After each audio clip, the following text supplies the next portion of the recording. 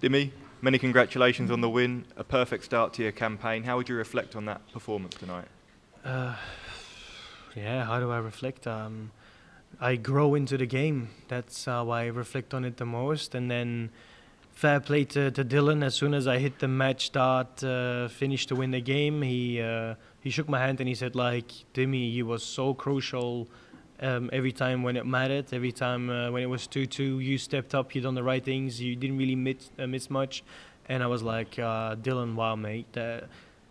You being in the World Championship, obviously chasing your dreams, I said to him, like, wow, that's a lot of respect. And because I get a lot of respect from you right here, right now, turn around. And I just said, like, to the crowd, everybody, wow, what a guy, what a legend. Because not everybody would react like that. So once again, a lot of respect going out to Dylan Slevin, a nice guy, a nice kid. And he's one of them players, he's only young, so I think we're going to see a lot of him.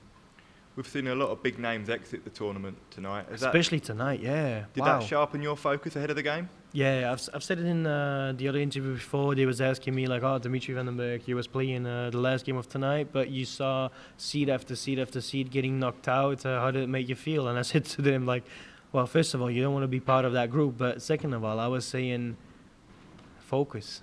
Because it's just not in a finger click that you're through to the next round. You just need to make sure that you're on point. You've got to do your job. And yeah, I can only say that whatever I've been doing the last month and a half, 2 months, it's beneficial in my favor because, yeah, I'm buzzing that I've grown into the game, which I was starting a bit nervous. But I'm already so much looking forward to the next game, and I will be back on the board tomorrow because the World Championship ain't over. It might be Christmas, but even on Christmas, the 24th and on 25th, I'll be on the board because I've still got a job to do and I've still got dreams to make through. And you mentioned the next game, it's going to be against Callan for a place in the last 16. What are you expecting from that game? Well, that's the thing, I don't know, because Callan is very unstable. He played an amazing first game, and I said to him, like, yo, Cal, where have you been all that time? Because I know him from a long time. Me and him was playing development tour, and he just said, Dimi, I needed to go to the toilets, and I just laughed. I was like, oh, come on, man, don't be an idiot, you know? And then today he played against a very strong opponent, and yeah, it wasn't going as easy as the first game, so I can't calculate what kind of a player he is, but I can say that we all know that the first game compared to the second game is very unstable.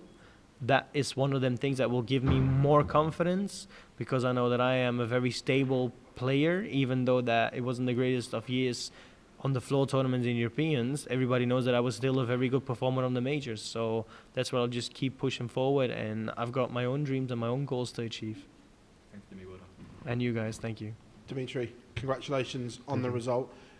In that bottom half of the draw now, it has been blown wide open. Do you feel there's a real opportunity for yourself now? Well, so before I was asked, was you watching what was going on with the seats? Yes, I was watching. It put me into a more focused position because I also know that all these seats going out are in my section. Normally, everybody was saying that MVG and Gary Anderson was going to bump into each other. I think, I'm not 100% sure, I think it will be the quarterfinals that we bump into each other because my last 16 will be Dave Chisnell unless he doesn't win his game. But don't tell me who he's playing tomorrow. I've got no idea. I only know that at the minute the highest seat I think is Dave Chisnell in my section in the last 16. I think he was 6th seed for this World Championship. At the minute as an 11th seed, I am the highest seed in my section because Clemens is out. I'm into the next round. Chizzy still has to play, so he doesn't count into the next round yet. And then you've got Callan Ritz who beat Martin Schindler. So 3 players have played in my section, and only me has been going through. So I know all of this, but I always push myself to be focused on what I need to do instead of, oh, what could happen. Because if you're thinking of what could happen, you're not really convinced of yourself. And my good thing is I grow into the game that I played. You're one of the players that has won a major this year. We've seen the trophy shared around. Have you been surprised this year how open a season it really has been? Of course I'm not surprised, because the players that won tournaments are players that have been showing how good they really are. Of course they've got to get a bit of luck on their side. Like, for instance, let's go to Mike Tadeka. When he played his first round against Damon Hedda, Mike himself knew, like, oh, Damon, you know, he's a really good player. And his luck was that Damon didn't finish the 170 on the bull, and he then didn't finish the 25. But I am going to be sincere, honest. Since Mike won against Damon, nobody could touch Mike. Mike was incredibly good. From the world champion in the final, Luke Humphries, to all the way to the last 16, nobody could beat him. Like, if you look at it, he beat me, Humphries, he beat Wade, he beat Anderson after he won against Damon Hedda. That's not an easy run, guys. So he won in a really strong field. And then afterwards, Richie Eddowes, the European champion, he won it. And to be fair, we have seen so many great games, so many high quality of Richie Eddowes over the whole year. He hasn't just been doing it once. He's been doing it on a consistent basis, that he was remarkably good, that everybody was talking about him. But we also know that sometimes he was playing games that we was thinking, oh, that's not Richie at all. But it's not a surprise that they all of a sudden got to a final, including Jermaine Watamina. And look to the World Championship. Jermaine was doing well at the European Championship, getting to the final. He took it on to the Grand Slam, getting to the quarterfinals against Luke Littler. And now he's into the third round. And twice he played phenomenally strong and high 90s averages. So, like, players are not maybe considered higher than what they can do. But that's all up to the bookies. That's their choices. But I am saying, bookies, be careful, because it could cost you a lot of money. Dimitri, well done on the Thank win. you. Is there anything in this World Championship that you think is maybe new for you going into this, that you haven't had before, whether it's an experience or something going into this that you haven't had before going into a World Championship? Yeah, and that's just another year of experience. I've been going through a roller coaster because everybody knows that I am quite alright on majors, but I haven't done, besides one tournament on the Pro Tours, nothing on Pro Tours and European Tours. So for me, once again, I've been going into a roller coaster. It wasn't going the way I wanted it, but for me, why am I doing today what maybe people don't expect? Because I'm a fighter. I'm one of them that just keeps battling. I'm one of them that I've got so many reasons to keep pushing forward. And the main reason is all the important people around me, that important circle that I've got, my manager, my best friends, my family, my sponsors, all of these people, my medical team, all of these people are bringing me to the person that I am. And even if I'm going through a rough period, that's all right. I'll come back stronger. I know that I'll come back stronger, because as soon as I'm allowed to work again on that practice board, I'll be putting in the hours. And that's exactly what's been happening the last few months.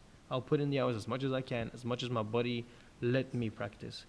I want to ask you about a young man, Lex Passhauser, who won the JDC World Championship yesterday, just 13 years of age. I saw you up there on the stage presenting the trophy with the guys from the JDC. Yeah. Where did you first see him play, and how good do you think he can be? My very first time ever I've seen him play was live, the Lakeside quarterfinal. I've heard his name so many times before, but I've also said, everybody, don't forget he's only 13.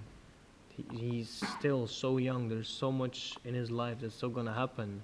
But I've also said, after that I've met Lex Passhauser and his parents, that he's in a good place. He's got an older brother, so the parents already know that there's a lot of things coming onto his path, so they already said, we're happy to have some support, but we're not going to push our kids into positions he doesn't want to be in. So they've got a very wise head on their shoulders, and I'm really happy for that. I'm also very proud of the young kid, because he's had a remarkable year. Semi-final at Lakeside, Wimbledon World Master, JDC champion, second in the WDF Order of Merit. Like, wow. Imagine if you were 13 and you can tell that about yourself. How would you feel? Dimitri, well done on the win up there. You told the bookies to be careful, and they ranked you at 100 to 1 to win this tournament before a dart was thrown.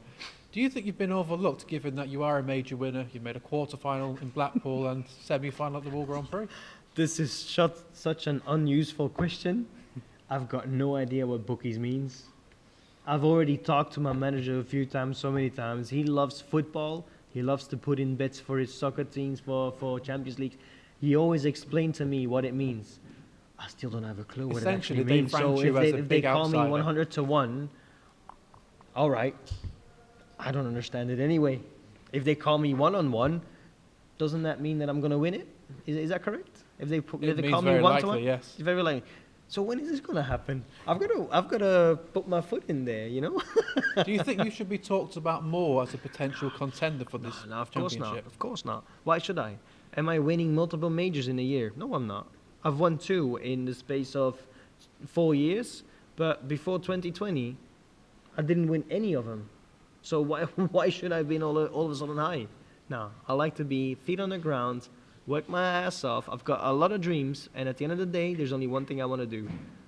I want to get my dreams in my private life, earn the money that I need for building my house, get my dream car, have holidays when I want, and I only can say thank you so much to the PDC. You guys give all of us professional dart players this opportunity, and all of the players probably don't recognize that as much as I do.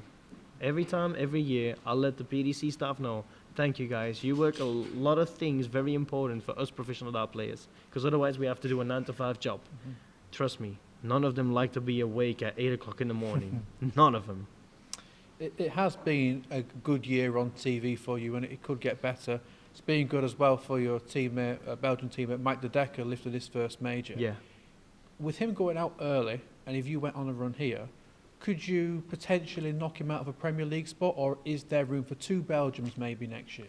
I'm not focused on Premier League. I've got one goal. I want to be in the top 16 of the world, in the world, on the 2-year order of merit. At the minute, I'm not, and I don't like it. I have done really good again on major tournaments, but for some reason, I'm out of the top 16, and I just don't understand.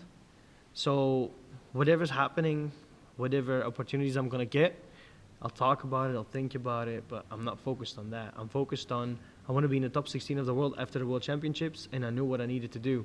So today was my first round, my first game, and that was one of the steps that I needed to overtake or jump over the hurdle to get to where I want to be. So I would love to be back in a quarterfinal, because I think that should get me back in the top 16.